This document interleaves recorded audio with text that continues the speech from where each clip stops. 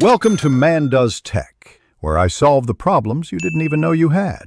You will begin by building 3 core tables, so Appsheet has structure: items, transactions, and locations.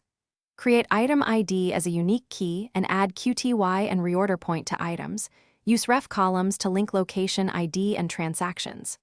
Once done, set column types explicitly: number for quantities, enum for status, date for timestamps, because correct types enable validations and formulas. Make sure to enable sync and allow add/edits for transactions.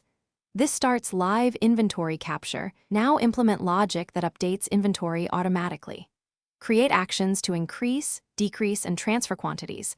Tie them to quick buttons for fast entry. Then build a workflow or bot triggered on new transactions to run data. Execute an action that updates the items table and recalculates QTY using SUM of transactions or a direct decrement. Use expressions like select and lookup to find related rows. Once configured, test with sample entries so you confirm the formulas and triggers behave as intended. Finish by creating user-friendly views: a primary inventory view, a transaction form, and a reorder alerts deck that filters items below reorder point.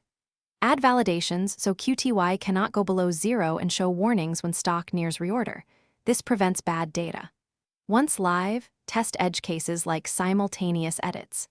If things go wrong, the key troubleshooting step is to verify keys and refs plus Appsheet sync logs. Make sure expressions return expected values and resolve any column type mismatches before releasing.